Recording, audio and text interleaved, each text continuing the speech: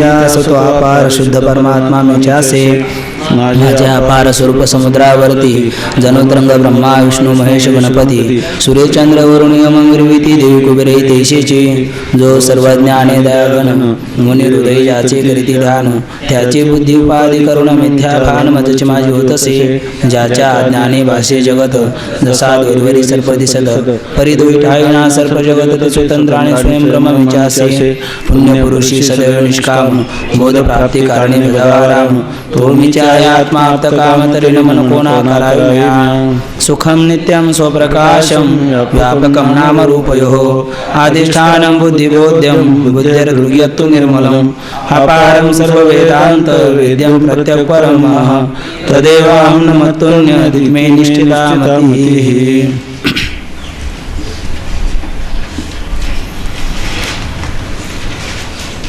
प्रथम तरंगामध्ये अनुबंधाचा संक्षेप आणि दुसऱ्या तरंगामध्ये त्याचाच विस्तार केलेला आहे। तिसऱ्या तरंगामध्ये श्री गुरुचं लक्षण आणि चौथ्या तरंगामध्ये एक कल्पित कथानकाच्या द्वारा खरा शास्त्राला त्यांनी आरंभ केला।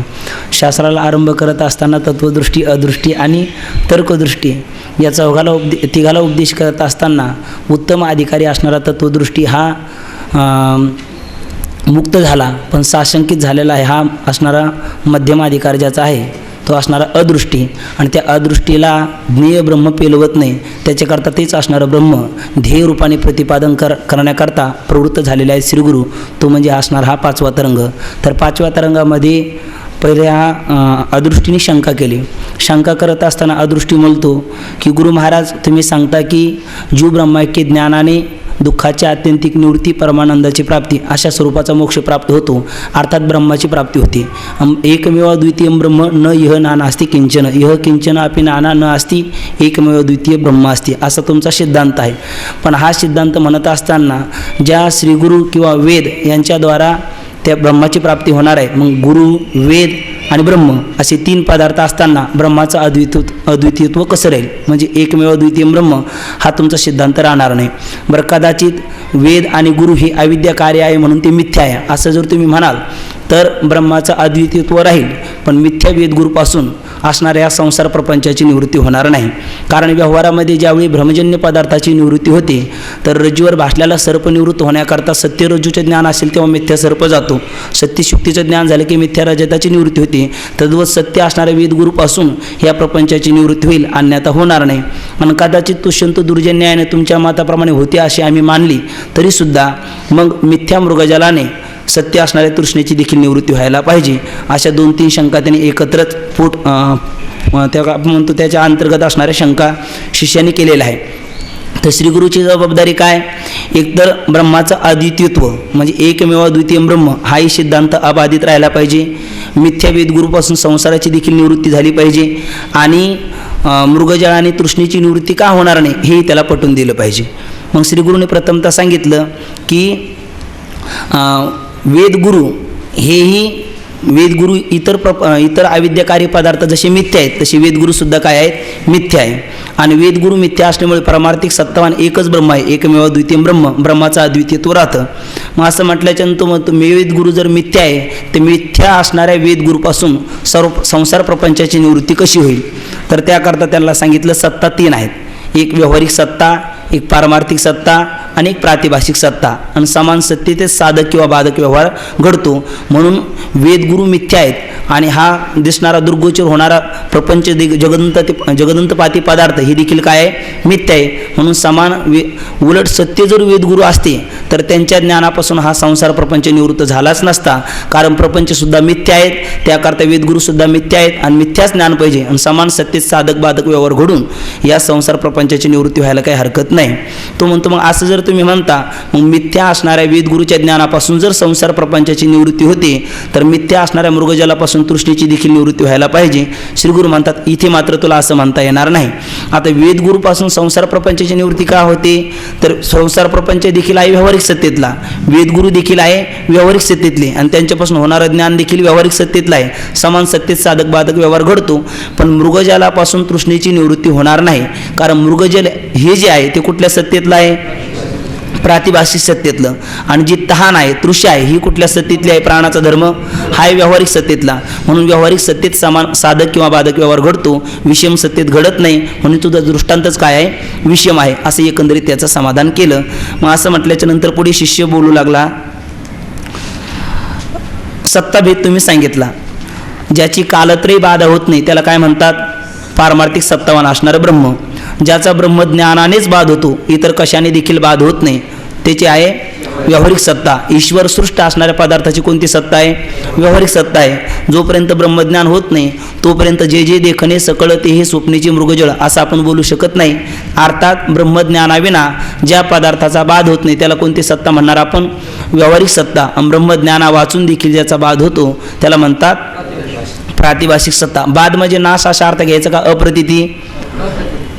बाध म्हणजे नाश असा अर्थ घ्यायचा का अप्रतीती? जाणून उत्तर द्या. हां, बाध म्हणजे नाशही नाही आणि अप्रतीती देखील नाही. कारण अप्रतीती तर प्रयत्न वाचून ब्रह्मज्ञाना वाचून देखील आपल्याला होते आणि अप्रतीती करण्यामध्ये काही पुरुषार्थ नाही. कधी होते अप्रतीती? ईश्वर सृष्ट पदार्थाची ब्रह्मज्ञाना वाचून ईश्वर सृष्ट पदार्थाची अप्रतीती झाली. पदार्थाची अप्रतीती होते, आपल्याला ते दिसत नाही. असा कधी काळ असतो का आपल्याला? जगाने एवढं निर्माण केलं पण आपल्याला मात्र दिसत नाही. असं कधी आपल्याला असते का वेळ? का झोपेत नाही दिसत? का सुषुप्तीमध्ये अप्रतीती असते? मग काय म्हणतात? सुषुप्ती अवस्थेमध्ये तुम्हाला काही साधनं करावी लागतात का आपोआप होतं? मग ते अप्रतीती करणं काय पुरुषार्थ आहे का? जे आपोआप घडतं त्याला प्रयत्न कशाला पाहिजे? आहे की नाही? ब्रह्मज्ञाना वाचून देखील अप्रतीती होते सुषुप्ती अवस्थेमध्ये, पण त्याद्वारा दुःखाची निवृत्ती होते की नाही आपली? होतेही आणि होतही नाही. होते ती कोणती निवृत्ती होती? मग लयरूप निवृत्ती होती. आत्यंतिक निवृत्ती होत नाही. आणि लयरूप निवृत्ती ही प्रारब्धजन्य आहे. यायची तेव्हा येते आणि जायची तेव्हा जाते, ती प्रारब्ध आधी नाही. म्हणून लयरूप निवृत्ती करण्यामध्ये फारसा पुरुषार्थ नाही आणि त्याच्याकरता ब्रह्मज्ञानाची आवश्यकता देखील नाही. आत्यंतिक निवृत्ती करण्यामध्ये पुरुषार्थ आहे आणि आत्यंतिक निवृत्ती कशाने होते? फक्त ब्रह्मज्ञानानेच होते. मग या ठिकाणी बाध शब्दाचा अर्थ नाशही नाही, अप्रतीतीही नाही. तर न अप्रतीतीतयोर बाध हा किंतु दृढ मिथ्यात्व निष्ठा. बाबांनी मी सांगत असतात, प्रतीतिकाली प्रतीती उपहित चैतन्याच्या ठिकाणी प्रतीत येणाऱ्या पदार्थाचा त्रैकालिक आत्यंताभावाचा दृढ मिथ्यात्व निष्ठे याला म्हणतात बाध. आता उदाहरण पाहिलं, प्रतीतिकाली ज्यावेळी आपल्याला वखर भूमीच्या किंवा प्रखर असणाऱ्या सूर्यकिरणाचा संबंध असला की मृगजळाची आपल्याला प्रतीती येते. मग प्रतीतिकाली प्रतीती उपहित चैतन्याच्या ठिकाणी म्हणजे वखर भूमीचं उपहित असणारं जे चैतन्य किंवा सूर्याचं उपहित असणारं सूर्यकिरण उपहित असणारं जे चैतन्य त्यांच्या ठिकाणी म्हणा प्रतीतिकाली प्रतीत उपहित चैतन्याच्या ठिकाणी प्रतीत येणाऱ्या पदार्थाचा म्हणजे कोणाचा? मृगजलाचा त्रैकालिक आत्यंत अभावाचा जो दृढ मिथ्यात्वनिष्ठे यालाच काय म्हणतात? बाध. असा बाध शब्दाचा अर्थ आहे. बाध म्हणजे अप्रतीती नव्हे. आणि अप्रतीती आपण करू शकतो का? किती जन्म घेतले, किती प्रयत्न केले तरी आपण या ईश्वर सृष्ट पदार्थाची अप्रतीती करू शकतो? ती शक्य नाही. कितीही जन्म घेतले आणि कितीही प्रयत्न केले तर अप्रतीती करणं ते शक्य नाही. किंबहुना अप्रतीती सुषुप्ती अवस्थेमध्ये होतेच, त्यात पुरुषार्थ देखील नाही. खरा बाध निश्चयामध्येच काय आहे? पुरुषार्थ आहे. जसं मृगजळ पाहत असताना हरणाची दृष्टी सत्यत्वाची, मनुष्याची दृष्टी मिथ्यत्वाची आणि सूर्याच्या दृष्टीने मृगजळाचा काय आहे? त्रैकालिक अत्यंत अभाव आहे. तसे या जगंतपाती पदार्थाकडे पाहताना सुद्धा आज्ञा लोकाची दृष्टी सत्यत्वाची, मुमुक्षूची दृष्टी मिथ्यत्वाची आणि ज्ञानोबाराय जगद्गुरु तुकोबाराय यांच्या दृष्टीने पाहिलं ते म्हणतात संसार एक झाला होता, आहे की नाही? त्यांच्या दृष्टीने त्रैकालिक अत्यंत अभाव याचा आहे. असा असणारा या प्रपंचाच्या विषयी 3 सत्ता आपल्याला मागे कथन केल्या. एक व्यावहारिक, पारमार्थिक आणि प्रातिभाषिक असा सत्तेचा काय आहे? भेद आहे. मग ईश्वर सृष्ट असणाऱ्या पदार्थ म्हणजे ब्रह्माच्या अतिरिक्त तुकोबारायांच्या दृष्टीने संसार एक झाला होता एवढंच तुम्ही म्हणले, पुढचं म्हणलेच नाही. हे तो समूळ मिथ्या वार्ता पुढे होईल मागोता कदा कल्पांती घडेना. तुकोबारायांच्या संसार एक झाला होता. हा नाही तर झाला होता असाच अर्थ घेऊ नका. तात्पर्य पकडितोय. मला वाटलं तुमचे सर्व माहितच आहे. आम्ही आहे तसे, पण ते तुमचं ऐकतील ना लोक दुसरे शिडी म्हणजे म्हणून संसार एक झाला होता हे तो समूळ मिथ्या वार्ता पुढे होईल मागोता कदा कल्पांती घडेना. ही ज्ञानोबारायची तुकोबारायची आधी करून अखिल संत मांदियाळ्याची दृष्टी आहे, नजर आहे. आणि त्याच सिद्धांतापर्यंत आपल्याला देखील जायचं आहे. त्याकरता 3 सत्तेचा भेद सांगतात. आता भेद सांगत असताना पुढे शिष्याने पुन्हा शंका घेतली होती काल. तो काय बोलला, सत्ता भेद माझ्या लक्षात आला, मृगजळाच्या दृष्टांतच कसा विषम आहे हेही मला पटलं, पण आता ईश्वर म्हणजे ब्रह्माची आहे कोणती सत्ता, पारमार्थिक सत्ता, आणि ब्रह्म भिन्न इतर पदार्थाची कोणती सत्ता सांगता तुम्ही, व्यावहारिक सत्ता वा पारमार्थिक सत्ता. ईश्वर सृष्ट पदार्थाची व्यावहारिक सत्ता आणि मनोमय असणाऱ्या पदार्थाची प्रातिभाषिक सत्ता. जीवसृष्टी ही प्रातिभाषिक सत्तेतली म्हणा आणि ईशसृष्टी ही व्यावहारिक सत्तेतली आहे. मग असं पाहत असताना बरं, प्रातिभाषिक सत्तेतला पदार्थ असो किंवा व्यावहारिक सत्तेतला पदार्थ असतो, दोन्ही सुद्धा काय आहे, मिथ्याच आहे ना. पण मिथ्या सांगत असताना तुम्ही काय सांगता, ईश्वर सृष्ट पदार्थाचा ब्रह्मज्ञाना वाचून कशानेच बाध होत नाही, आणि जीवसृष्ट पदार्थाचा ब्रह्मज्ञाना वाचून म्हणजे प्रातिभाषिक सत्तेतल्या पदार्थाचा ब्रह्मज्ञाना वाचून देखील बाध होतो. असा भेद तुम्ही का केला, अशी शिष्याची काय आहे शंका. तर श्रीगुरूने सांगितलं, भेद जो केला तो विनाकारण केलेला नाही, त्याच्या पाठीमागं काहीतरी पार्श्वभूमी आहे. काय सांगितलं, मिथ्या पदार्थामध्ये किती सत्ता आहे, 2 सत्ता आहे, आणि ती 2 सत्ता करण्याचं कारण असं आहे, त्याहीपेक्षा एकाचा ब्रह्मज्ञानाने बाध होतो आणि एकाचा ब्रह्मज्ञाना वाचून बाध होतो. असं आम्ही बोलल्यामुळे तुला शंका आले ना, आम्ही एकदा आमचं दुरुस्त करतो आणि तुला सोपा सिद्धांत सांगतो. काय, जे ज्याच्या अज्ञानाने भासतं ते त्याच्याच ज्ञानाने निवृत्त होतं. मग रज्जूच्या अज्ञानाने भासलेला सर्प, त्याच्याकरता तत्वमसी महावाक्याचा उपदेश करावा लागेल का, नाही, कारण ब्रह्माच्या अज्ञानाने तो भासलेला नाही. तो कोणाच्या अज्ञानाने भासला, रज्जूच्या. मग रज्जूच्या अज्ञानाने भासलेला सर्प जावा असं जर वाटत असेल तर त्याकरता करावं काय लागेल, रज्जूचे यथार्थ ज्ञान करून घ्यावं लागेल. आणि एकदा रज्जूचे यथार्थ ज्ञान झालं की रज्जूच्या अज्ञानाने भासलेला सर्प निवृत्त होईल. तसं हे दृग्गोचर होणारं जगत, जगदंतपाती पदार्थ हे आपल्याला कोणाच्या अज्ञानाने भासलेले आहे, ब्रह्माच्या. मग त्यांची निवृत्ती करता सुद्धा ज्ञान कोणाचं करून घ्यावं लागेल, ब्रह्माचं.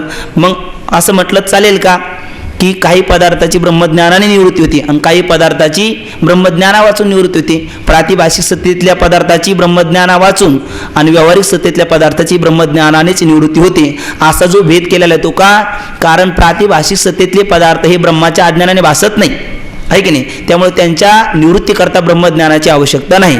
मात्र ईश्वर सृष्ट जे पदार्थ आहे ते ब्रह्माच्या अज्ञाना वाचून अज्ञानामुळे प्रतीती आलेली आहे, म्हणून ते ब्रह्मज्ञानानेच काय होतील, निवृत्त होतील. अशा त्याच्या प्रश्नाचं उत्तर दिलेलं आहे. आता पुढे शिष्य पुन्हा शंका करतो. जगत उत्पत्तीच्या क्रमाविषयी प्रश्न व उत्तर. शिष्य बघा काय म्हणतो, महाराज, ब्रह्माचे अज्ञानापासून जगत उत्पन्न होते, त्या जगताच्या उत्पत्तीचा क्रम ऐकावी अशी इच्छा आहे.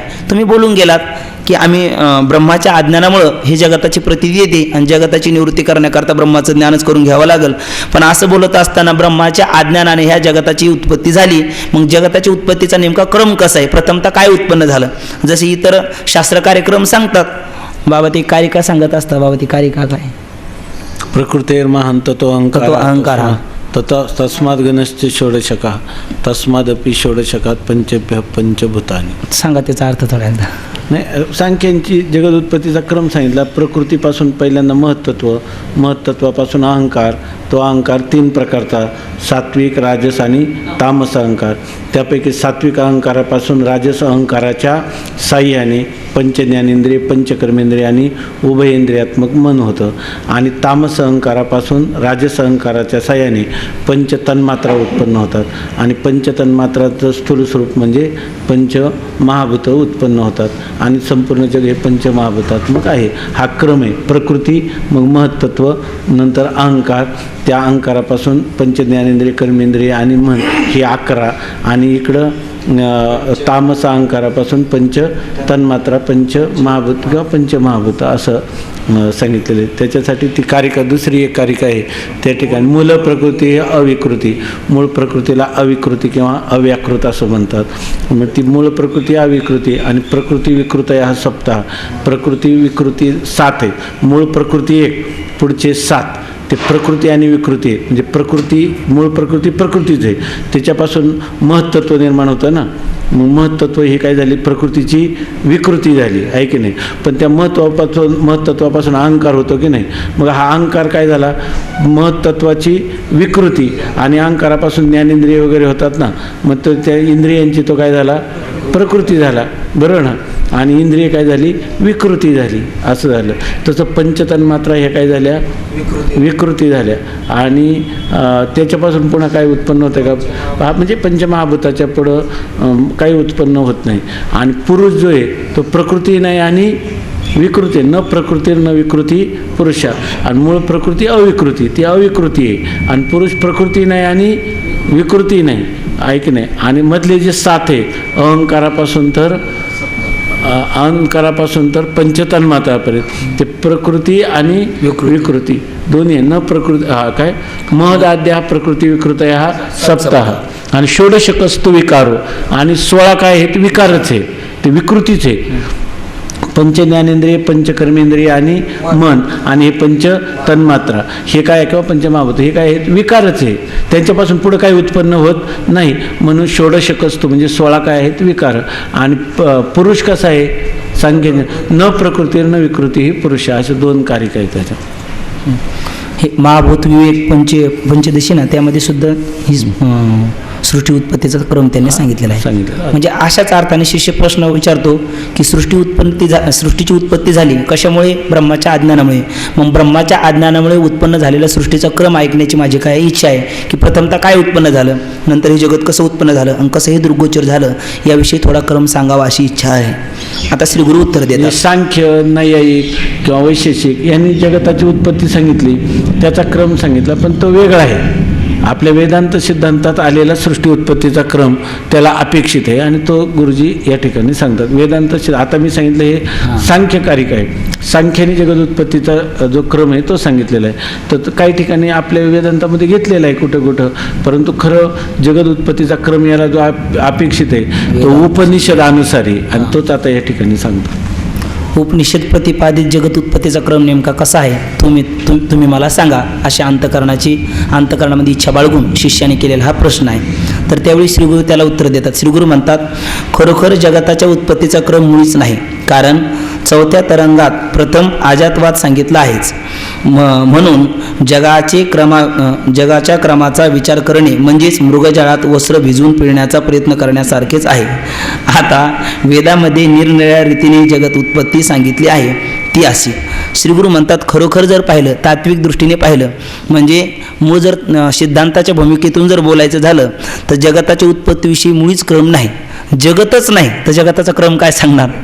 जगत आहे का, अजातवादाच्या भूमिकेतून पाहिलं तर आत्ताच म्हणलो ना आपण, संसार एक झाला होता, हे तो समूळ मिथ्या वार्ता, पुढे होईल मागुता कदा कल्पांती घडेना, न कष्टी जायते जीवा संभवशात्र न विद्यते, एतत् उत्तमम सत्यम यत्र किंचिन न जायते, किंवा न निरोधो न चोत्पत्तीर न बद्धो न च साधकः न मुमुक्षुर न विमुक्ता इत्येषा परमार्थता. ही खरी पारमार्थिक स्थिती आहे.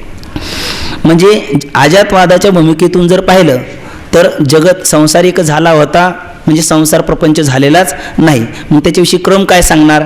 अर्थात काल एक ओवी बाबाने सांगितले आपल्याला, नाथिले या संसारा उपाई जाचतया विरा, आपण न पिलुपे वारा विकुपी जाय. तसा प्रकार या ठिकाणी जगत उत्पत्तीच्या क्रमाविषयी जर आपण विचार करू गेलो तर तसा प्रकार होणार आहे. किंबहुना वंद्या पुत्राचा लग्नाचा सोहळा कुठे झाला, त्याला किती खर्च आला, हे असं जर आपण हिशोब लावू गेलो तर लावू शकतो का. अर्थात नाही. वाचारंभनो विकारणामध्ये असा प्रकार या ठिकाणी होईल. तोच अजातवादाच्या सिद्धांताच्या नुसार संसार झालेलाच नाही तर त्याच्या उत्पत्तीचा क्रम काय सांगणार. हा खरा सिद्धांत त्याला पहिले सांगतात, सुतवाचे करतात. मग तो म्हणतो पण दिसतं त्याची वाट काय, म्हणजे त्याची संगती काय. मग आता पुढे श्रीगुरु बोलतात, कारण 4थ्या तरंगात प्रथम अजातवाद सांगितला आहे. म्हणून जगाचे क्रमाचा विचार करणे म्हणजे मृगजळात वस्त्र भिजवून पिळण्याचा प्रयत्न करण्यासारखेच आहे. जगाच्या उत्पत्तीचा जर क्रमाचा विचारच करायचा म्हटला तर कसा, जशा व्यवहारामध्ये माऊली म्हणतात, मृगजळाची तळी ते दिठी दुरुणीची निहाळी, वाचून तेने पाने साळी केळी लावशी काय, मृगजळाची गंगा डोनी लागी धावता डांगा, तो शिनची परी वावगा केला होय. एकाने मृगजळाचा मोठा पूर पाहिला, तो म्हटला आता काही खरं नाही, त्याच्याकरता आपण तरुण जायला पाहिजे, आणि तरुण जाण्याकरता नाव पाहिजे. मग तो वनात कुल्हाडी घेऊन धावला, कशाकरता, आपण लाकडं तोडून आणू आणि त्याची नाव करू. तो शिनची परी वावगा केला होय. मृगजळाच्या पाण्यामध्ये वस्त्र भिजवून काढणं आणि ती पिळवणं म्हणजे त्यातून किती थेंब पाणी पडेल, शक्यच नाही, कारण मृगजळाचं पाणीच नाही ना. तसं संसाराविषयी विचार करणं म्हणजे तसा प्रकार आहे. म्हणून म्हणतात आता वेदामध्ये निरनिराळ्या रीतीने जगत उत्पत्ती सांगितली आहे ती अशी. तू कदाचित म्हणशील पण ठीक आहे, पण दिसतंय जगत, त्याची काहीतरी संगती सांगा ना. तर ते वेदामध्ये नाम उपनिषदामध्ये वेदाची जगताच्या उत्पत्तीची निरनिराळी संगती सांगितली आहे. ते आता या ठिकाणी त्याला सांगताना श्री गुरु बोलतात, खरं तर जगत सांगायचेच नाही. आता पुढे बाबा एक दृष्ट्या सांगत असतात, हा 3 परिचय झाल्याच्या नंतर मी पुढे तुम्हाला तो सांगतो. छांदोग्य उपनिषदामध्ये सद्रूप परमात्म्यापासून अग्नी, जल आणि पृथ्वी अशा 3 भूताचा क्रम सांगून त्यापासून सर्व जगत झाले असे सांगितलेले आहे. छांदोग्य नावाचं उपनिषद आहे, असे एक दशउपनिषदे मुख्य आहे. तर दशउपनिषदामध्ये असणारं छांदोग्य नावाचं उपनिषद, त्या छांदोग्य नावाच्या उपनिषदामध्ये 3 भूतापासून नाम अग्नी, जल आणि पृथ्वी या 3 भूतापासूनच हे सर्व चराचर असणारं जगत उत्पन्न झालं अशी त्यांनी संगती सांगितलेली आहे. कुठे? छांदोग्य उपनिषदामध्ये. आता पुढे तैत्तिरीय उपनिषदामध्ये आकाश, वायू, अग्नी, जल आणि पृथ्वी अशा क्रमाने 5 भूताची उत्पत्ती सांगून त्यापासून जगत उत्पन्न झाले असे सांगितले. आता मात्र पुढचं असणारं तैत्तिरीय उपनिषद आहे, त्यांनी 3 भूतं घेतली नाहीत, त्यांनी पंचमहाभूत घेतले. आकाश, वायू, अग्नी, जल आणि पृथ्वी यांची प्रथमतः उत्पत्ती झाली आणि इदम द्राव्यम पांचभौतिकम, हे सगळं असणारं जगत, दृग्गोचर होणारं सगळं जगत हे पंचमहाभूतापासून उत्पन्न झालं असे त्यांनी संगती सांगितली. पुढे ऐतरेयात परमेश्वर क्रमा वाचून एकदम जगताची उत्पत्ती करतो असे सांगितले. आणि पुढचं येणारं ऐतरेय उपनिषदामध्ये भगवान परमात्मा कुठलाही क्रम नाही, काही नाही, जसं स्वप्नामध्ये सगळं आपल्याला अचानकच सगळं जगत दिसतं ना, तसं क्रमा वाचून सर्व ही सृष्टी भगवान परमात्मा एकदम उत्पन्न करतो अशी ऐतरेय उपनिषदामध्ये जगत उत्पत्तीच्या क्रमाविषयी संगती सांगितली. आता प्रत्येकाने एक प्रतिपादन आहे का बहुतांची बहुमते, प्रत्येकाचं वेगवेगळं प्रतिपादन केलेलं आहे का, त्याचं कारण पुढे सांगतात. जगत उत्पत्तीविषयी श्रुतिवाक्याचे तात्पर्य. जगत उत्पत्तीच्या या निरनिराळ्या प्रकारावरून जगत मिथ्या आहे असे सिद्ध होते. जगत म्हणून काही सत्य पदार्थ असता तर त्याची उत्पत्ती परस्पर विरुद्ध अशा अनेक प्रकाराने सांगितली नसती. ज्या अर्थी अनेक प्रकाराने जगत उत्पत्ती वेद सांगतो त्या अर्थी जगत उत्पत्तीच्या प्रतिपादनामध्ये वेदाचे तात्पर्यच नाही. आता प्रत्येक असणारे उपनिषद म्हणजे वेदाचाच एक भाग आहे की नाही. मग उपनिषदामध्ये ज्या अर्थी भिन्न भिन्न रीतीने जगताची उत्पत्तीचा क्रम सांगितला त्या अर्थी उपनिषदाला नाम वेदाला जगताची उत्पत्ती सांगायचीच नाही. मग सांगायचं जेव्हा नसतं त्यावेळी अनेकविध आहे की नाही भिन्न भिन्न प्रकारची उत्तरं आपल्याला पाहायला भेटतात. ज्यावेळी इदम इत्थम हे असंच आहे. आता बघा, श्लोकार्धेन प्रवक्ष्यामी यद उक्तम ग्रंथ कोटिभिः ब्रह्मसत्यम जगत मिथ्या जीव ब्रह्मैव नापरा. काय बाबा सांगत असतात, गुह्यतर आणि गुह्यतम, अत्यंत गुह्यतम, अत्यंत गुप्त, अत्यंत गूढ असणारा रहस्यात्मक सिद्धांत वेदाचा काय आहे? ब्रह्मसत्य जगत मिथ्या जीव ब्रह्मैव नापरा. ब्रह्म हे सत्य आहे, जगत मिथ्या आहे आणि जीव हा ब्रह्मस्वरूपापासून वेगळा नाही. हा जो सिद्धांत आहे या सिद्धांताविषयी 10 उपनिषद पहा, 4 वेद पहा, आणखी ज्ञानोबराय तुकोबराय आपली वारकरी संप्रदायाची प्रस्थानत्रयी पहा. अनेक ठिकाणी जर आपण पाहिलं तर याविषयी भिन्न मत आहे का? ब्रह्म सत्यच आहे का? कोणीतरी मिथ्या म्हणतं. जगत मिथ्या आहे, कोणी सत्य म्हणतं का? जीव हा ब्रह्मस्वरूप आहे, कोणी भेद सांगतं का? अर्थात हा सिद्धांत आहे की नाही, याविषयी कोणाचंही दुमत नाही. कारण का? इदमित्थम, ते तसं वास्तव आहे, पण जगत नाहीच. पण नसणाऱ्या जगताची तुम्ही संगती विचारता म्हणून वेगवेगळ्या प्रकाराने काहीतरी सांगायचं, त्याची समज काढायची, त्या प्रकाराने हे बोलणं केलेलं आहे शास्त्राने देखील. त्याकरता बाबा एक दृष्टांत सांगतात. काय? एक मला वाटतं हां चोर असतो. तुम्ही ऐकला नसेल, आणखी दृष्टांत ऐकला असेल तरी ऐकून घ्या कारण मला सांगता येतो की नाही हे मी पाहतोय. एक चोर असतो. चोरा काय करणार? भजन करणार आहे की नाही चोर म्हटलं की चोरीच कर. चोर त्यालाच म्हणतात ना, जो चोरी करतो त्याला काय म्हणतात? चोर. याने चोरी केली. चोरी केल्याच्या नंतर चांगली चोरी केल्यामुळे ती त्याच्यावर केस दाखल झाली आणि त्याला पकडण्याकरता पोलीस आले. पोलीस आल्याच्या नंतर 2 चांगले धष्टपुष्ट आपले दिगंबर महाराज सारखे, म्हणजे दिगंबर महाराज पोलीस आहे असा त्याचा अर्थ करून घेऊ नका, ते 2 पोलीस आले आणि दोघांनी 2 बाजूला त्या चोराला पकडलं आणि पकडल्याच्या नंतर विचारलं, सांग म्हटले धन कुठे दडपून ठेवलं, कुठे लपून ठेवलं? तू जर सांगितलं नाही तर तुला बिना भाल्याच्या खोडीत मात्र जावं लागेल. तो विचार करू लागला, यांच्यातून धन तर आपल्याला सांगायचं नाही पण सुटलो तर पाहिजे, काय करावं? मग बाबा सांगतात, पहिला तो म्हटलं आमचं जे तळघर आहे ना त्या तळघरामध्ये पुरून ठेवलेलं आहे. तर पोलिसांनी लगेच ते कुदळी फावडे वगैरे काढले आणि ते खोदू लागले. खोदता खोदता दोघेही घामाघूम झाले, पण धन काही सापडेना. म्हटले लवकर खरं खरं सांग, नाही तर तुला. आता त्यांनी ते त्याच्यात काय म्हणतात ते दंड वगैरे काढल्याच्या नंतर हा जरा थोडा घाबरला. नाही म्हटलं मला आता आठवलं, खरं सांगू का, आमचा जो घोडा बांधण्याचा तबेला आहे, त्या तबेल्यामध्ये असणारा जो काठीवाड घोडा, त्या काठीवाड घोड्याच्या उजव्या पावलाच्या पायाखाली मी ती धन गाडून ठेवलेले आहे. तिथेही त्यांनी उकरलं, तिथेही बघितलं, तिथेही धन सापडलं नाही. तो म्हटलं आत्ता मला खरं आठवलं, खरं सांगू, आमचा जो उकिरडा आहे ते उकिरड्याखाली ते धन पुरून ठेवलेलं आहे. तिथेही बघितलं, धन काही सापडेना. शेवटी ते पोलीस वैतागले, मारायला धावल्याच्या नंतर तो म्हटला आता देवाची शपथ तुम्हाला खरं सांगतो, आता मी खोटं बोलणार नाही.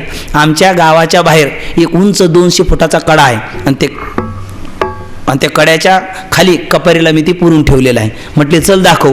दाखवल्याच्या नंतर दोघांनी 2 हाताला धरलं आणि गेल्याच्या नंतर म्हटले कुठे, म्हटले चला ना पुढे. कुठे कुठे म्हणता म्हणता म्हटले हे जे खाली कपार दिसते ना याच्याच खाली खाली म्हणता ते दोन्ही डोकून बघू लागले. आणि जसे ते पाहतात तसे दोन्ही येणे त्याने कोपराने दोघाला कोपर खळी मारली आणि दोघंही खाली दरीत गेले. म्हटले शोधत पहा, आता मी सुटलो. आता त्यांनी जे भिन्न भिन्न उत्तर दिले याचं कारण काय, त्या धनच खोटले, खरं काय ते सांगायचंच नव्हतं. आणि खरं सांगायचं असतं तर ही 2-3 उत्तरं आली नसती, पण खरं न सांगायचं आणि मारा देखील वाचला पाहिजे याच्याकरता त्यांनी ती संगती लावलेली आहे. तशी जगत झालंच नाही, पण त्याविषयी तुम्ही काहीतरी विचारता, दिसणाऱ्याची संगती काय, दिसते त्याची वाट काय, मग त्याची काहीतरी संगती लावण्याकरता आणि आज्ञा असणाऱ्या मनुष्याची समजूत काढण्याकरता श्रुती मातेने कधीचे छांदोग्यामध्ये 3 भूतापासून, तैतरीमध्ये 5 भूतापासून आणि आयतरीमध्ये क्रमा वाचून हे जगत उत्पन्न झालं, अशी मात्र ही संगती सांगितलेली आहे. वास्तविक श्रुती मातेला जगताच्या उत्पत्तीची संगती सांगायचीच नाही, कारण संसार हे जगत झालेलेच नाही हा खरा सिद्धांत आहे. त्याच्याकरता ही भिन्न भिन्न दिलेली उत्तरे आहेत. म्हणून ते म्हणतात जगत उत्पत्तीच्या या निरनिराळ्या प्रकारावरून जगत मिथ्या आहे असे सिद्ध होते. तो भिन्न भिन्न बोलतो त्या अर्थी तो लबाड आहे, खोटा बोलतो हे सिद्ध होतं. तो चोर धन इथे ठेवलं तिथे ठेवलं, ज्या अर्थी वेगवेगळी उत्तर देतो त्या अर्थी त्याचं बोलणं हे लबाड आहे, वास्तव त्यामध्ये नाही. तसं श्रुती माता ज्या अर्थी जगत उत्पत्तीच्या क्रमाविषयी भिन्न भिन्न उत्पत्ती सांगते, तर श्रुती मातेचं हे जगत मिथ्याच आहे हे सांगण्यामध्ये काय आहे तात्पर्य आहे. म्हणजे श्रुती माता लबाड आहे तसं दृष्टांत पूर्ण अंगाने लावायचं नसतो. बरेच जण मातेचं ते तात्पर्य नाही, श्रुती मातेचे ते तात्पर्य नाही. बरेच जण मी तसं बोलल्याच्या नंतर तुम्ही म्हणू लागले आता काय श्रुती मातेला लबाड ठरवता काय, असं मात्र नाही. श्रुती मातेचं जगत उत्पन्न झालं हे सांगण्यामध्ये तात्पर्य नव्हतं. हा त्याही पेक्षा चोराचं धन सांगण्यात तात्पर्यच नाही आहे की नाही, यांच्या तावडीतून मी सुटेल कसा. तसं जगत सांगण्यामध्ये श्रुती मातेचं तात्पर्यच नाही, जगत मिथ्या हे याच्या बुद्धीवर आरूढ होईल कसं हे सांगण्याकरता हे वेगवेगळ्या रीतीने श्रुती मातेने जगताची उत्पत्तीची संगती सांगितलेली आहे. खोटं सांगितलं असं नाही, ते मिथ्या पदार्थाची संगती लावताच येत नाही ना, पण अध्यारोपाच्या भाषेत सांगितलं उलट ही श्रुती मातेची आपल्यावर दया आहे, दया आहे. दयाद्र अंतकरणाने श्रुती मातेनेही सांगितलेली आपल्याला सांगितलं भाषेत सांगावं लागतं. निष्प्रपंच तत्वाचं वर्णन करता येत नाही, मिथ्या पदार्थ तत्व सिद्ध होत नाही, तरीसुद्धा त्या अध्यारोपाच्या भाषेत तत्वाच्या ठिकाणी आरोप केला, अध्यारोप केला जगताचा किंवा जगत कारणाचा, नंतर त्याचा निराश करून आत्मस्वरूपाचं दर्शन केलं. म्हणून त्याचा अर्थ ते खोटं आहे अशा प्रकारचं नाही. श्रुती ही करुणा घण आहे म्हणून त्या ठिकाणी अध्यारोप अपवादाच्या भाषेत सांगून राहिलेली आहे त्याच्यामुळे.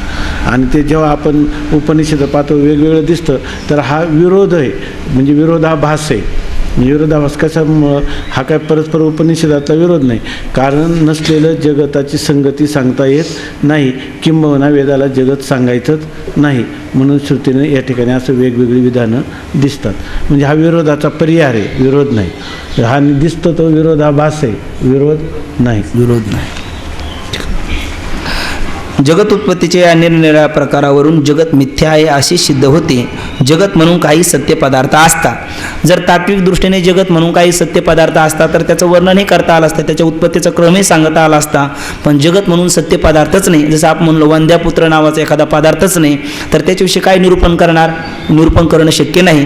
तसं जगत जर सत्य पदार्थच नाही त्याच्याविषयी निरूपण करणं देखील शक्य नाही. पण शिष्य विचारतो, मग दयाद्र अंतकरणाने त्याने स्वीकारलेले जे जगत आहे ते आध्यारोप अपवादो निष्प्रपंच प्रपंचते, आध्यारोपाच्या भूमिकेमध्ये ते जगताचा स्वीकार करतात आणि पुन्हा त्याचा अपवाद देखील निराश देखील श्रीगुरु करतात पुढे.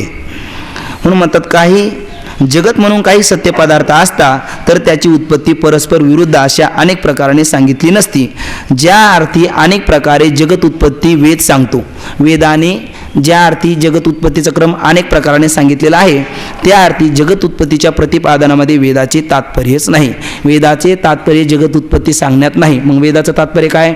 तत्वमसी, तू ब्रह्म आहे हा खरा सिद्धांत त्याच्या बुद्धीवर आरूढ करावा याच्यामध्ये वेदाचं खरं तात्पर्य आहे. पण तो सिद्धांत त्याला सहजासहजी अजातवाद हा पेलवत नाही. मग त्याच्याकरता वेदांताचा सिद्धांत आहे अजातवादाचा आणि प्रक्रिया आहे विवर्तवादाची. ती विवर्तवादाच्या असणाऱ्या दोन कक्षा आपण नेहमी ऐकतो, एक दृष्टीसृष्टी किंवा सृष्टीदृष्टीवाद. या माध्यमातून हे जगत उत्पत्तीचा क्रम त्याला थोडा सांगतात. ते बी दयाद्र अंतकरणाने श्रुती मातेने त्याने स्वीकारलेले जगत घडीभर स्वीकारून त्याला हे कथन केलेलं आहे.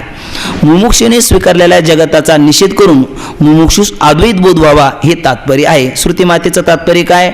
मुमुक्षूने स्वीकारलेलं जगत आहे. श्रुती मातेला जगत सांगायचं नाही, पण मुमुक्षूने ते स्वीकारलेलं आहे. मग त्या जगताचा घडीभर स्वीकार केला तुष्यंतु दुर्जन्यायाने आणि पुन्हा त्याचा निषेध करून मुमुक्षूने अद्वैत बोध व्हावा म्हणजे ते ब्रह्म मीच आहे, अहम ब्रह्मास्मी इत्याकारक बोधावर त्याने आरूढ व्हावं याकरता श्रुती मातेने आद्यरूपाच्या भूमिकेमध्ये प्रथमतः ही जगताची निरनिराळी संगती सांगितलेली आहे. म्हणून ब्रह्मस्वरूपावर मिथ्या जगताचा आरोप केला आहे. मग मिथ्या जगताचा आरोप कुठे केला? ब्रह्मणी ब्रह्मस्वरूपाच्या ठिकाणी मिथ्या जगताचा आरोप केला आणि नंतर त्याचा पुन्हा अपवाद देखील करणार आहे. म्हटले असं कुठं घडतं का? म्हटले व्यवहारात एक आपल्याला दृष्टांत देतात, असं घडतं. याच दृष्टांत असा, विनोदाकरिता एकाने शोभेच्या दारूचा हत्ती केला. हत्ती पेटवण्याच्या वेळी त्याचे कान व सोंड वाकडी झाले आहेत असे त्यास दिसले, तरी तो हत्ती उडवणारा मनुष्य ते नीट करण्याचा प्रयत्न करीत नाही, कारण हत्ती सुंदर करण्याचा त्याचा उद्देश नसून पेटवून देण्याचाच उद्देश होता. विनोदाकरिता मनोरंजन व्हावं, विरंगुळा व्हावा याकरता शोभेच्या दारीचा एक सुंदर हत्ती केला आणि हत्ती करत असताना हत्तीचे पाय, पाठ, पोट हे सगळं व्यवस्थित आलं. पण ज्यावेळी हत्ती पेटवून द्यायचा नुकतं त्याच्या लक्षात आलं, अरे रे हत्तीचा कान आणि सोंड थोडी काय झालेली, वक्र झालेली, वाकडी झालेली. मग ती सरळ करण्याच्या मध्ये तो व्यस्त होतो का? नाही. सरळ करायचे किंवा वाकडे करायचे, आपल्याला फक्त याला काय करायचे?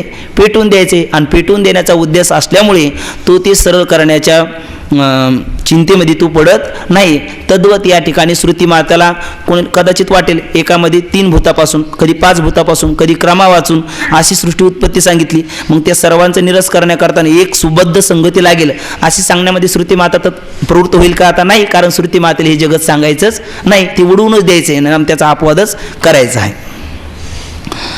कारण हत्ती सुंदर करण्याचा त्याचा उद्देश नसून पेटवून देण्याचाच उद्देश होता. त्याप्रमाणे अद्वैत ब्रह्मज्ञानास प्रतिबंध हे जगत करते. त्याचा अपवाद म्हणजे निराश करण्याकरिता प्रथम जगाचा आरोप नाम अध्यारोप केला आहे. अर्थात त्याप्रमाणे जसा सुंदर हत्ती करण्यामध्ये त्याचा उद्देश नाही, तो पेटवून देण्यामध्येच त्याचं तात्पर्य आहे, तद्वत श्रुती मातेचं देखील तात्पर्य कशात आहे? अद्वैत म्हणजे ज्याच्या ठिकाणी कुठलाही द्वैत नाही, नाम कुठलाही भेद त्याच्या ठिकाणी नाही. स्वगत सजातीय विजातीय भेदाने रहित असणारं ते आत्मतत्व. कारण स्वगत भेद का नाही? निरावयव आहे म्हणून. सजातीय भेद का नाही? तत्सजातीय दुसरं ब्रह्म नाही म्हणून. आणि विजातीय भेद का नाही? कारण विजातीय भेद होण्याकरता बाबा सांगतात कमीत कमी सत्ता काय पाहिजे? एक पाहिजे ना. विजाती भेद होण्याकरता वृक्षमध्ये वृक्षत्व आणि पाषाणामध्ये पाषाणत्व हा झाला विजाती भेद. पण वृक्ष तरी कुठल्या सत्तेतला? व्यावहारिक सत्तेतला. आणि पाषाण देखील व्यावहारिक सत्तेतला. मग विजाती भेद होण्याकरता किमान काय पाहिजे? 2 पदार्थ जरी असले तरी कुठल्या सत्तेतले पाहिजे? समान सत्तेतले पाहिजे, एका सत्तेतले पाहिजे. तसं पारमार्थिक सत्तेतलं ब्रह्माच्या अतिरिक्त दुसरा पदार्थ आहे का? मग विजाती भेद होण्याकरता तुम्ही म्हणाल जगत आणि ब्रह्म असे 2 पदार्थ आहेत ना. पण जगताची सत्ता कोणती आहे? प्रातिभाषिक व व्यावहारिक. आणि ब्रह्माची सत्ता अधिष्ठान असणाऱ्या ब्रह्माची सत्ता कोणती आहे? पारमार्थिक. मग पारमार्थिक सत्तेतल्या असणाऱ्या ब्रह्माशी इतर पदार्थ पारमार्थिक सत्तावान अन्य पदार्थाचा अभाव असल्यामुळे विजाती भेद देखील नाही. असं ते अद्वितीय एकमेव अद्वितीयम ब्रह्म असं ते ब्रह्म आहे. मग ते अद्वैत ब्रह्मज्ञानास प्रतिबंध, पण अद्वैत असणाऱ्या ब्रह्मज्ञानाला प्रतिबंध करणारं कोण आहे? हे जगत आहे. मग दिसतं हे नानात्व, हे जगत दिसतं ना. आणि नानात्वाने युक्त असणारं जगत दिसत असल्यामुळे एकच ब्रह्म आहे. ब्रह्माच्या अतिरिक्त मत्त परतरम नान्यत किंचित असते धनंजया हा सिद्धांत शिष्याच्या बुद्धीवर आरूढ होत नाही, कारण त्यांनी हे जगताचा काय केलेला आहे? स्वीकार केलेला आहे. मग स्वीकारलेल्या जगताचा पहिले निराश करण्याकरता श्री गुरुचं हे केलेलं बोलणं आहे किंवा श्रुती मातेचं हे दयाद्र अंतकरणाचं वर्णन आहे. त्याप्रमाणे अद्वैत ब्रह्मज्ञानास प्रतिबंध हे जगत करते. त्याचा अपवाद नाम निराश करण्याकरिता प्रथम जगताचा आरोप नाम अध्यारोप केला आहे. मग जगताचा आरोप केलेला आहे कारण त्याने स्वीकारलेला म्हणून ते मानलेलं आहे. तात्पुरतं त्याची समज काढण्याकरता हे जगताचा स्वीकार केलेला आहे. पण जरी जगत दिसत असलं तरी तत्वतः ते ब्रह्मस्वरूपाच्या ठिकाणी नाही, असा त्याचा पुन्हा काय करणार, अपवाद करणार. जसं रज्जूवर सर्प आहे का, नाही, मग नाही तर दिसतो की नाही, मग शिष्य काय बोलणार, दिसतो त्याची वाट काय, मग दिसतो ना, रज्जूवर सर्प नसताना दिसतो, मग दिसतो सर्प म्हणून तात्पुरता आहे असं मानावं लागतो. कारण असं चेत न प्रतीयेत, जो पदार्थ नसतो त्याची प्रतीती देखील येत नाही. ज्या अर्थी रज्जूवर सर्प दिसतो तो दिसतो, त्याची काहीतरी संगती लागलीच पाहिजे. मग संगती सांगताना नेहमी आपण काय ऐकतो, रज्जूचं विशेष स्वरूपाचं अज्ञान आहे की नाही, आणि सामान्य स्वरूपाचं ज्ञान, बरोबर की नाही. मग रज्जूचं विशेष स्वरूपाचं अज्ञान आणि सामान्य स्वरूपाचं ज्ञान, त्या विशेष स्वरूपाच्या अज्ञानाचं कार्य काय आहे, सर्प हा पदार्थ आहे. बरं त्यातले त्या पदार्थाचं का पदार्थाचं ज्ञानही होतं, नुसतंच ज्ञान होतं का, पदार्थामध्ये क्रियाही दिसते, भ्रमजन्य क्रिया देखील दिसते. मग क्रिया, ज्ञान आणि पदार्थ या तिघाची संगती लागली पाहिजे. मग रज्जूचं विशेष स्वरूपाचं अज्ञान नाम अविद्या, ती अविद्या कशी आहे, त्रिगुणात्मक असणारे अविद्येचा सत्वगुणाचा पदार्थ, बरोबर की नाही, ज्ञान, सत्वगुणाचं ज्ञान, रजोगुणाची क्रिया आणि तमोगुणाचा पदार्थ आहे की नाही. आणि तो कुठपर्यंत दिसतो, जोपर्यंत रज्जूचं यम रज्जू असं यथार्थ रूपाने ज्ञान होत नाही तोपर्यंत जे ज्याच्या अज्ञानाने भासतं ते त्याच्या ज्ञानाने निवृत्त होतो. मग आध्यारोप अपवादाच्या भूमिकेमध्ये नसणारा सर्प स्वीकारला की नाही, दिसतो म्हणून त्याची काहीतरी संगती, मग कशी संगती लागली, ही सर्व संगती त्याची लावली.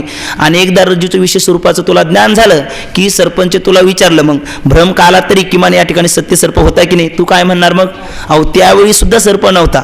म्हणजे ज्यावेळी मी सर्प मानत होतो त्यावेळी सुद्धा तात्विक दृष्टीने या ठिकाणी सर्प नव्हताच. तसं एकदा त्याने मुमुक्षूने स्वीकारलेलं जगत आहे आणि मुमुक्षूने स्वीकारलेलं जगत एक आणि ब्रह्म एक असे दोन पदार्थ दिसतात आणि अद्वैत त्याच्या बुद्धीवर आरूढ होत नाही. मग ते अद्वैत त्याच्या आरूढ होण्याकरता दिसणारं जगत तात्विक थोडंफार स्वीकारलेलं आहे आणि स्वीकारल्याच्या नंतर मग काय म्हणणार, ब्रह्माचं सामान्य स्वरूपाचं ज्ञान, विशेष स्वरूपाचं अज्ञान आणि विशेष स्वरूपाच्या अज्ञानामुळे तुला हे सर्व जगत दिसतं. एकदा का ब्रह्माचं यथार्थ विशेष स्वरूपाचं ब्रह्माचं ज्ञान झालं म्हणजे अधिष्ठानाचं ज्ञान झालं की अधिष्ठानाचं ज्ञान झाल्याच्या नंतर आद्यस्थ असणारा पदार्थ कुठे जातो, अधिष्ठान रूप होतो. मग अधिष्ठान रूप झाल्याच्या नंतर मग या जगताची त्याला सत्यत्वाने प्रतीती येईल का, मग तू म्हणेल की नाही भ्रम कालामध्ये ज्यावेळी मला जगत दिसत होतं त्यावेळी मात्र जगत सत्य होतं आहे की नाही, आता मात्र ते नाही. तसं नाही का, असं म्हणेल का त्यावेळी सुद्धा जगत नव्हतं, त्यावेळी सुद्धा जगत नव्हतंच, म्हणजे सत्यत्वाने ते जगत नव्हतं. कारण का, जोपर्यंत अंतकरणाचा आणि अधिष्ठान असणाऱ्या कुटस्थ किंवा साक्षी चैतन्याचा आध्यात्मिक तादात्म्य संबंध आहे तोपर्यंत आपल्याला जगत प्रतीतीला येणारच आहे. पण प्रतीती आली म्हणून बिघडतं का, सत्य मानलं म्हणून बिघडतं, सत्य मानलं म्हणून, कारण हरण सत्य समजतं मृगजळाला म्हणून उर फुटून मरतं आहे की नाही. आणि आपण त्याला मिथ्या समजतो, अगदी ग्लासभर पाण्यात तृप्त होतो, आपण काही त्याच्या पाठीमागे पळत नाही. म्हणजे तसं जगत सत्य मानलं त्यामुळे सत्यत्व भ्रम झाला की दुःखाला सुरुवात होते. आणि मिथ्या जो पदार्थ आहे तो कितीही दिसला आणि कसाही दिसला तरी तो काही लाभहानी करत नाही. मग श्रीगुरु काय करणार, जगताचं जे सत्यत्व त्याने स्वीकारलेलं आहे ते नसणारं जगत आध्यारोपाच्या भूमिकेमध्ये ब्रह्मस्वरूपाच्या ठिकाणी स्वीकार करून नंतर त्याचा अपवाद करत असताना हे जगत तात्विकदृष्ट्या तू जसं सत्य समजतो तसं ते सत्य नसून ते काय आहे, मिथ्या आहे. आणि मिथ्या असणारं जगत सुद्धा का प्रतीतीला येतं, अधिष्ठानाचं तुला विशेष स्वरूपाचं असणारं अज्ञान आणि सामान्य स्वरूपाचं ज्ञान म्हणून ते प्रतीतीला येतं. का विशेष स्वरूपाचं अज्ञान असलं आणि सामान्य स्वरूपाचं ज्ञान जर नसेल तर प्रतीती येईल का, येणार नाही. कारण सामान्य स्वरूपाचं ज्ञान उलट काय असतं, त्या भ्रमाला साधक असतं आणि विशेष स्वरूपाचं ज्ञान हे बाधक असतं. असा प्रकारचा त्याचा अपवाद पुढे करणार. म्हणून म्हणतात प्रथम जगताचा आरोप म्हणजे अध्यारोप केला आणि जगत सत्य नसल्यामुळे वाटेल त्याप्रमाणे उत्पत्ती सांगितली. मग जाऊ द्या, आरोप तरी करायचा ना, मग आरोप करायचा सगळ्याच उपनिषदाने एक प्रकारे संगती लागली असती तर कुठे बिघडलं असतं असं तुम्ही कदाचित म्हणाल. पण ते म्हणतात जगत मुळी सत्यच नाही ना, जगत सत्य नसल्यामुळे वाटेल तशी संगती लावली, त्याला धन सांगायचं नसल्यामुळे वाटेल त्या ठिकाणी तो सांगत सुटला, कारण त्याला खरं स्थान त्याचं सांगायचं नाही. तसं जगत सत्य नाहीच आहे म्हणून त्याची काहीतरी संगती लावावं लागते. काय आहे, जे सत्य असताना त्याविषयी आपल्याला इदम इत्थम ते असंच आहे असं प्रतिपादन करता येतं. पण जो पदार्थ नसतोच त्याच्याविषयी वर्णन करायचं म्हटलं तर असं काही बाई वर्णन करावं लागतं. आणि जगत सत्य नाही म्हणून श्रुती मातेने अनेकविध प्रमाणे त्याची संगती सांगितलेली आहे. वेदात परमात्म्याचे सच्चिदानंद अशा एकच रूपाने जशी वर्णन केली आहे तशी जगताची केली नाही. आता वेदामध्ये जर आपण पाहिलं तर परमात्म्याविषयी वर्णन करत असताना तुम्ही ऋग्वेद घ्या, यजुर्वेद घ्या, अथर्ववेद घ्या, सामवेद घ्या, दशोपनिषद घ्या, आणखी काय काय असेल जे वेदांत सिद्धांताच्या अविरोधी असणारे जी शास्त्र आहेत ती सर्व पहा. सर्वजणांमध्ये ब्रह्म हे सच्चिद आनंदरूप आहे असंच ब्रह्मस्वरूपाचं प्रतिपादन केलेलं आहे. त्यामध्ये मात्र विरोधही नाही, कुठेच आपल्याला दिसत नाही. मग त्या ठिकाणी अविरोधी असं प्रतिपादन काय केलं? कारण ब्रह्म तसं आहे. आणि जगताविषयी असे नाना प्रकारची संगती का सांगितली? जगत नाहीच ना, नसणाऱ्या जगताविषयी तू विचारतो म्हणून काहीतरी बोलावं लागतं, असा प्रकार आहे. सच्चिदानंद अशा एकाच रूपाने जसे वर्णन केलेले आहे. कोणाचे? वेदामध्ये परमात्म्याचे नाम ब्रह्माचे सच्चिदानंद रूपाने जसे एक रूपाने वर्णन केले आहे तसे जगताचे केले नाही. का? ब्रह्म सत्य आहे म्हणून एक रूपाने वर्णन केलं, जगत नाहीच म्हणून भिन्न रूपाने वर्णन केलेलं आहे. याचे कारण जगत म्हणून सत्य पदार्थच नाही, म्हणून वेदाचा अभिप्राय जगत निषेधातच आहे, जगत उत्पत्तीत नाही हे सिद्ध होते. जगत म्हणून काही सत्य पदार्थ नाही आणि भिन्न भिन्न रीतीने जगताची संगती सांगितली. एखादा मनुष्य 4 वेळेस वेगवेगळे बोलत असेल ना, आपण म्हणतो याच्याविषयी ऐकणंच नको ना, चला ना तिकडे, आहे की नाही? तसा प्रकार वेदाने ज्या अर्थी भिन्न भिन्न रीतीने संगती सांगितली त्या अर्थी वेदाला देखील जगत काय सांगण्यात वेदाचं काही तात्पर्य नाही. आणि जगत नसावंच काय की कदाचित वैतागून तू सुद्धा म्हणेल नको ह्या जगताच्या भानगडीतच पडणं नको, आपण ब्रह्मस्वरूपाच्या ठिकाणी वृत्ती लीन करावी आणि आनंद भोगावा. जगत म्हणून सत्य पदार्थच नाही म्हणून वेदाचा अभिप्राय जगत निषेधात आहे, जगत उत्पत्तीत नाही हे एकंदरीत काय झाले? सिद्ध झाले. आता शिष्य पुन्हा शंका घेतो. शिष्य म्हणतो, महाराज मग ब्रह्मसूत्राच्या दुसऱ्या अध्यायात सूत्रकार भगवान व्यास आणि भाष्यकार श्री शंकराचार्य यांनी तैतरी श्रुतीनुसारच सर्व उपनिषदांचा अभिप्राय सांगितला आहे, तो का? ठीक आहे. आता जगताची भिन्न भिन्न रीतीने अनेक उपनिषदाने, आता छांदोग्य उपनिषदामध्ये 3 भूतापासून, पुढे तैतरीमध्ये 5 भूतापासून आणि आयतरीमध्ये क्रमा वाचून अशी संगती सांगितली ना. मग अनेकविध संगती सांगितलेली. आम्ही विचारलं का? तुम्ही सांगतात खरं जगत सांगायचेच नाही, स्वीकारलेल्या जगताचा अपवाद करण्याकरता आद्य रूपाच्या भूमिकेमध्ये ती संगती सांगितलेली आहे. मग असं जर आहे तर शिष्य म्हणतो, महाराज मग ब्रह्मसूत्राच्या दुसऱ्या अध्यायात, ब्रह्मसूत्राचा असणारा दुसरा अध्याय, बाबांनी मी सांगतो काय 555 सूत्र, 16 पाद, 555 सूत्र आणि 4 अध्यायच का बाबा? 4 अध्याय असं व्यासाने रचलेलं असणारं ब्रह्मसूत्र. त्या ब्रह्मसूत्राचा असणारा दुसरा अध्याय, त्या दुसऱ्या अध्यायामध्ये सूत्रकार. आता आपण एक बघा, सूत्रकार, भाष्यकार आणि पुढे आहे ते वार्तिकार. नेहमी आपण याची व्याख्या ऐकतो. मग सूत्राचे कर्ते कोण आहेत? व्यासाचार्य, व्यासजी. आणि भाष्याचे कर्ते कोण आहेत? श्रीमद आद्य आचार्य शंकराचार्य. आणि वार्तिकार कोण आहेत?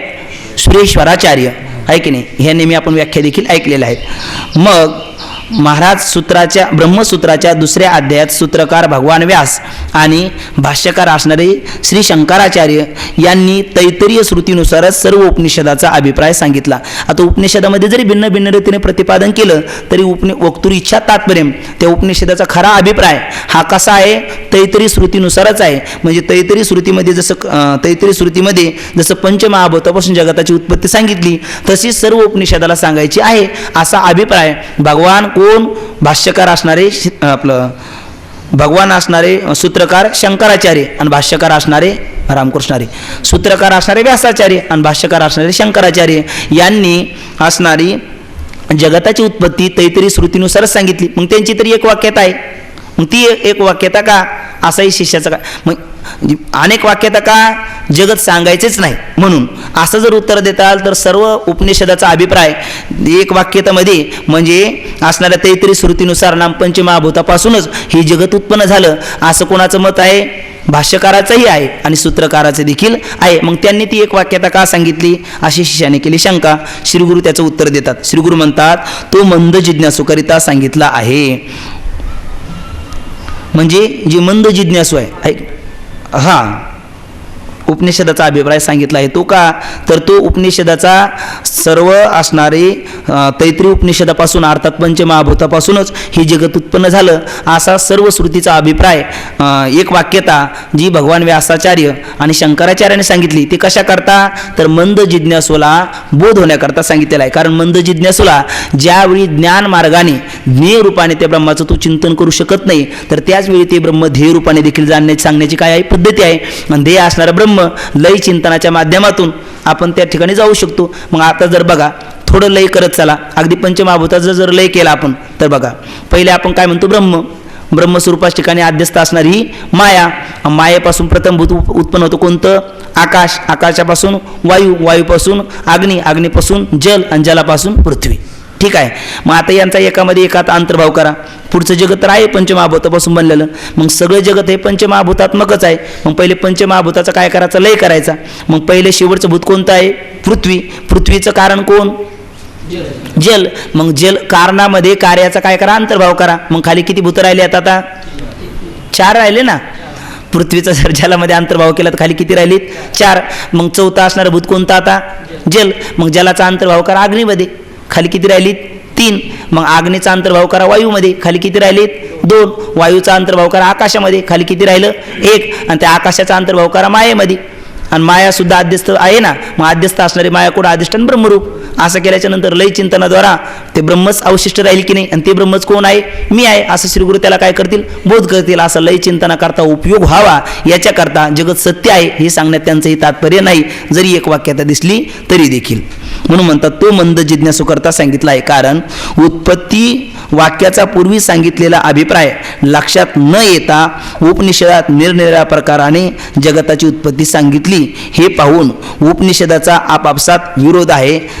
आणखी एक असं लय चिंतना करता तर उपयोग व्हावाच, पण ज्या उपनिषदावर विश्वास ठेवून आपण सर्वस्वाचा त्याग करून जीव ब्रह्मैक्य ज्ञान आपलं परम कल्याण होण्याकरता आत्मसात करण्याकरता प्रवृत्त झालो, त्या उपनिषदातच एक वाक्यता नाही. मग त्यांच्यात जर एक वाक्यता नाही तर त्यांच्यावर विश्वास ठेवून आपण हातचं सोडायचं आणि त्याच्या पाठी लागायचं, काय कारण आहे. म्हणजे मुमुक्षूचा उपनिषदाची एक वाक्यता नसल्यामुळे त्यांच्यावर देखील विश्वास राहणार नाही. आता कदाचित आपली महाराज लोक ज्यावेळी सप्ताहाला गेली, सप्ताहाला गेल्याच्या नंतर एखाद्या महाराजचं कीर्तन चालू असलं आणि इकडली टाळकरी इकडली जर त्यांच्या जर कुजबूज चालत असेल तर वक्ता काय सांगतो, इकडे श्रोत्याचं लक्ष राहत नाही, यांच्यात काय चाललं इकडे लक्ष राहतं, होते की नाही. अर्थात आणि त्यामुळे वक्ता कितीही जीव तोडून सांगत असला तरी सुद्धा ते श्रोत्याला पटत नाही. मग आपल्या जर एक वाक्यात असेल, आपल्यात जर एकजूट असेल तर समोरच्या असणाऱ्या श्रोत्यावर देखील त्याचा प्रभाव पडतो. तसं उपनिषदात जर एक वाक्यात असेल तर समोरच्या असणाऱ्या श्रोत्यावर त्यांचा प्रभाव पडेल आणि त्याच्याद्वारा जीव ब्रह्मैक्य ज्ञान संपादन करून ते काय होतील, सुस्वरूपाला प्राप्त होतील. पण त्यांच्यात जर विरोध असेल तर ज्या उपनिषदाच्या ज्ञानावर विश्वास ठेवून सुस्वरूपापर्यंत जायचं त्या उपनिषदातच एक वाक्यात नाही, कशाला त्यांच्या पाठी जायचं. असाही कदाचित मुमुक्षूच्या बुद्धीमध्ये संभ्रम होऊ नये याकरता त्यांच्यातली ती एक वाक्यता सांगितलेली आहे. तो मंद जिज्ञासू करता सांगितला आहे. कारण उत्पत्ती वाक्याचा पूर्वी सांगितलेला अभिप्राय लक्षात न येता उपनिषदात, म्हणजे पूर्वी सांगितलेला अभिप्राय कोणता, जगत सांगायचेच नाही पण जगत नसणारं जगत तुम्ही स्वीकारलेला म्हणून काहीतरी भिन्न रीतीने सांगितलेली संगती आहे, हा अभिप्राय मुमुक्षूच्या लक्षात येणार नाही. आणि लक्षात न आल्यामुळे अभिप्राय लक्षात न येता उपनिषदात निरनिराळ्या प्रकाराने जगताची उत्पत्ती सांगितली. हे पाहून उपनिषदाचा आपापसात विरोध आहे अशी मुमुक्षूस भ्रांती होऊन उपनिषदावर विश्वास राहणार नाही. आणि उपनिषदावरचा असणारा विश्वासच त्याचा राहणार नाही. आणि खरं सगळ्या गोष्टीला अगदी आपल्याला व्यवहार असो किंवा परमार्थ असो त्यातला असणारं जी आपण कृती करतो त्या कृतीची फलनिष्पत्ती व्हावी त्या असणाऱ्या कार्यापासून, तर त्याकरता आपला त्यावर काय पाहिजे, विश्वास पाहिजे. विश्वासयुत करी स्वामीवरी सत्ता. तुकोबरायचं नाटामध्ये एक प्रमाण आहे बघा, परमार्थमधलं मुख्य भांडवल काय असेल तर विश्वास आहे. भांडवल गाठी तरी विश्वास, झालो ते झालो निश्चयी दास, न पाहे मागील ते वास, पुढती सोस सेवेसाची. श्रद्धावान लभते ज्ञान, मुख्य विश्वास पाहिजे. आणि तो विश्वास जर म्हणून मुमुक्षू गमवून बसला तर मुमुक्षूला ज्या मोक्षापर्यंत जायचं आहे उपनिषदाच्या साह्याने तो जाऊ शकणार नाही. म्हणून मुमुक्षूचा उपनिषदावरील विश्वास राहावा, टिकून राहावा याकरता त्यांची सर्व असणाऱ्या उपनिषदाची संगती किंवा उपनिषदाचा अभिप्राय तरी उपनिषदानुसार लावला. कोणी, भाष्यकार असणारे शंकराचार्य आणि सूत्रकार असणारे व्यासाचार्य. म्हणून म्हणतात हे पाहून उपनिषदाचा आपापसात विरोध आहे अशी मुमुक्षूस भ्रांती होऊन उपनिषदावर विश्वास राहणार नाही. म्हणून ती भ्रांती निवृत्त करण्याकरिता तात्पर्याने सर्व उपनिषदामध्ये एक रूपाने जगत उत्पत्तीचा प्रकार सांगितला आहे. एक रूपाने म्हणजे कसा, आता पंचमहाभूतापासून या सर्व असणाऱ्या जगताची उत्पत्ती झाली. पहिले पंचमहाभूत अपंचीकृत पंचमहाभूत, मग त्या अपंचीकृत असणाऱ्या पंचमहाभूतापासून असणारी म्हणजे त्यालाच म्हटलं जातं पंचतन मात्रा, त्यांच्यापासून असणारी सूक्ष्मसृष्टी. आणि त्या पंचीकृत पंचमहाभूताचं आपलं अपंचीकृत पंचमहाभूताचं एकदा पंचीकरण झालं म्हणजे प्रत्येक महाभूत एकमेकामध्ये संमिश्र झाली का त्यांच्यापासून सर्व असणारा हा सृष्टीचा क्रम अशी उपनिषदामध्ये संगती लावलेली आहे. म्हणून म्हणतात उपनिषदामध्ये एक रूपाने जगत उत्पत्तीचा प्रकार सांगितला आहे. दुसरे असे की ज्यास केवळ विचाराने, आणखी एक दुसरा जे आपण सुरुवातीला पाहिलं, दुसरे असे की ज्यास केवळ विचाराने, विचारात जे आहे ते तत्वबोधा, पण विचार करण्याकरता बुद्धी कशी पाहिजे, तेवढी सूक्ष्म पाहिजे, किंवा मलविक्षेप दोषाने ती रहित पाहिजे. पण ज्याची मलविक्षेप दोषाने बुद्धी काय अंतकरण रहित नाही आणि सूक्ष्म विचार करण्याकरता बुद्धी तेवढी धारदार नाही, मग त्याकरता केवळ विचाराने यथार्थ ब्रह्मज्ञान होत नाही. त्यास लय चिंतनास त्या जगत उत्पत्ती क्रमाचा उपयोग व्हावा. लय चिंतन म्हणजे कार्याचा कारणात लय करून शेवटी जे शेवटचा आहे सर्वाचा अधिष्ठान रूप ब्रह्म तिथपर्यंत येण्याकरता, आणि भिन्न भिन्न रीतीने जर संगती असेल तर कार्याचा कारणामध्ये लय करून लय चिंतनाच्या द्वारा ब्रह्मस्वरूपापर्यंत आत्मस्वरूपापर्यंत मोक्ष पोहोचू शकणार नाही. मग लय चिंतनाकरता सुद्धा एक वाक्यात असावी सर्व जगत उत्पत्तीच्या क्रमाविषयी. म्हणून सुद्धा शंकराचार्य आणि व्यासाचार्य यांनी तैत्तिरीय उपनिषदेनुसार जगत उत्पत्तीचा क्रम सांगितलेला आहे. लय चिंतनास त्या जगत उत्पत्तीचा क्रमाचा उपयोग व्हावा हे होय. ज्या क्रमाने जगताची उत्पत्ती सांगितली त्या उलट क्रमाने लयचिंतन करावे. आणि लयचिंतन करायचं म्हणजे नेमकं काय करायचं ते म्हणतात, ज्या क्रमाने तुम्ही सृष्टीची उत्पत्ती ऐकत आला त्याच क्रमाने कार्याचा कारणामध्ये लय करत कारणापर्यंत जा. म्हणजे लय म्हणजे कार्याचा कारणामध्ये लय करत गेल्याच्या नंतर शेवटी काय राहील, जसं आपण म्हणतो ना डब्यात डब्बा असे बरेच डबे आहे की नाही. ते डबे जर वेगळे केल्याच्या नंतर भली आपल्याला दिसतात, पण एकच डब्बा दिसावा असं वाटत असेल तर जे छोटा आहे त्याच्यापेक्षा मोठ्यात, तो छोटा आहे त्यापेक्षा मोठ्यात, असं करत गेलं तर शेवटी किती राहील, एकच राहील. तसं आपण कार्याचा लय कारणात करत गेलो तर शेवटी काय राहील, एकच राहील. म्हणजे आपणच राहू, म्हणजे जीवच राहील आहे की नाही, ब्रह्मच राहील आहे की नाही. आणि ते ब्रह्म कोण आहे, मीच आहे, असं त्याला ब्रह्मज्ञान देखील होईल. लय चिंतनास त्या जगत उत्पत्तीच्या क्रमाचा उपयोग व्हावा हे होय. ज्या क्रमाने जगताची उत्पत्ती सांगितली त्याहून उलट क्रमाने लय चिंतन करावे. मनुष्य ते म्हणतात असं कसं हो, जसं व्यवहारामध्ये ते उदाहरण देतात, एखादा जिना चढायचा असेल तर ज्या क्रमाने आपण वर जातो त्याच क्रमाने खाली येतो का, असं कधी होतं. मग वरून येताना पहिली पायरी केली की शेवटच्या पायरीवर आपण पाय टेकण्याचा प्रयत्न करतो, जर केला तर काय होईल काहीतरी विरुद्ध होऊन बसेल. म्हणून मनुष्य ज्या क्रमाने जिना चढतो त्याच उलट क्रमाने तो खाली उतरतो. त्याप्रमाणे लय चिंतनाने अद्वैत ब्रह्माच्या ठिकाणी बुद्धी स्थिर होते. या लय चिंतनाचा प्रकार सुरेश्वराचार्यांनी पंचीकरणात सांगितला आहे. तो प्रकार थोडक्यात सांगतो. हो, पण लय चिंतन करायचं म्हणजे थोडक्यात आम्हाला त्याची दिशा तर सांगाल की नाही. ते म्हणतात सांगू, पण तो प्रकार कोणी सांगितला, वार्तिकार असणारे सुरेश्वराचार्य, आणि यांनी कशामध्ये सांगितलेला तो प्रकार, पंचीकरण नामक ग्रंथामध्ये सांगितलेला आहे. म्हणजे पंचीकरण देखील तुम्ही पहा, आणि तोच प्रकार आम्ही थोडक्यात या ठिकाणी सांगतो. विस्ताराने जरी पाहायचं असेल तर बंडमारांनी म्हणतात काय ते, ताही देखिए ज्याको जिज्ञासा होवे ताहीने पंचीकरण में लय चिंतन का प्रकार देख लेवे.